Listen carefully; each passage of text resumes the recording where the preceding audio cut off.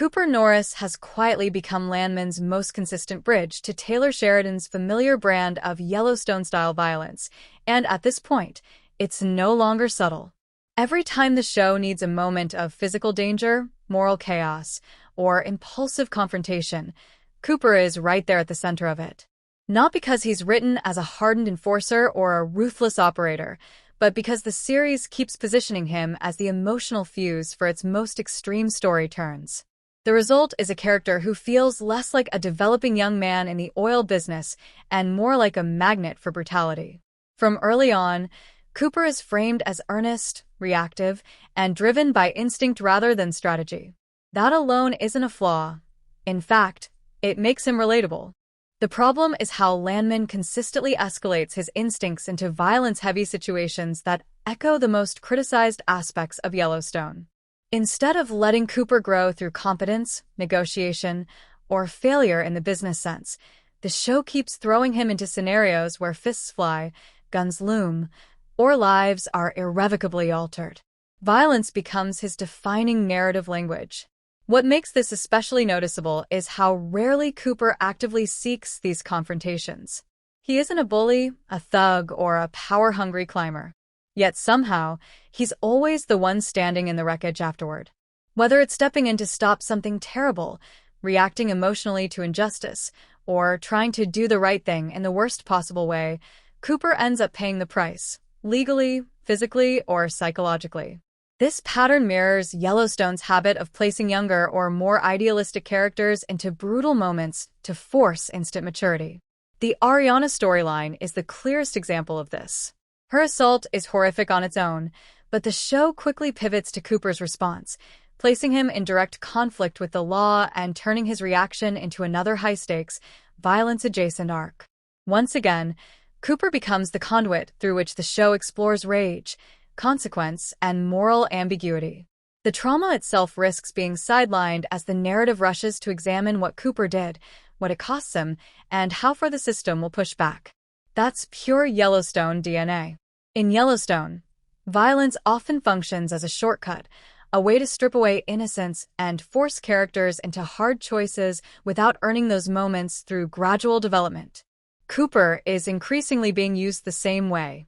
Instead of allowing him to learn the oil business through long-term mistakes or internal conflicts, Landman throws him into flashpoint events that leave scars, but don't always add depth.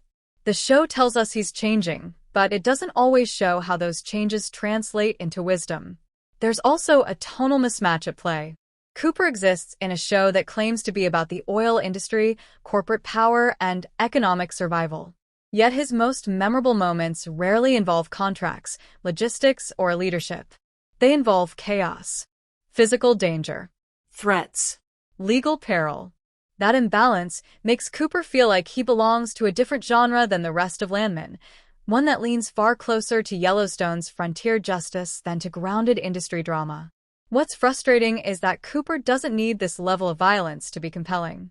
His position at MTEX already puts him in moral gray areas.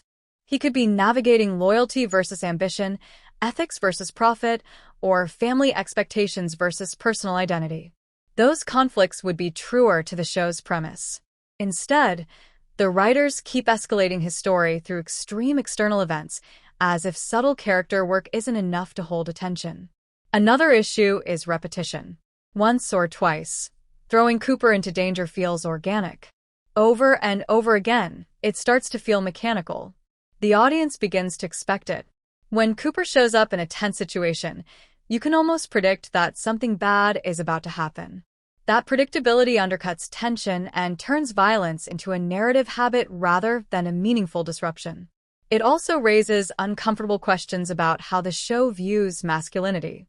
Cooper's growth is repeatedly tied to how much violence he can endure or survive, not how well he can think, adapt, or lead.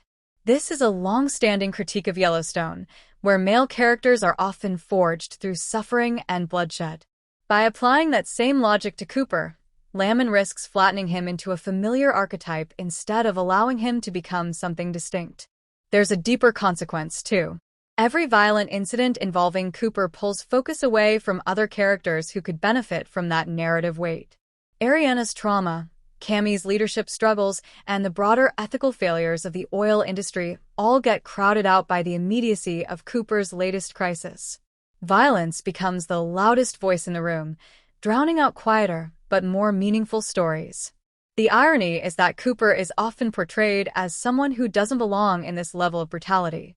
He's not cynical enough, not ruthless enough, not detached enough. And yet the show keeps insisting that this is where he must live narratively. That disconnect creates emotional whiplash. We're told Cooper is learning, growing, and evolving, but the lessons seem to reset every time another violent incident drops into his path. If Landman wants Cooper Norris to be more than a Yellowstone-style lightning rod, Season 3 has to rethink this approach. Growth doesn't require constant escalation. Wisdom doesn't require trauma at every turn.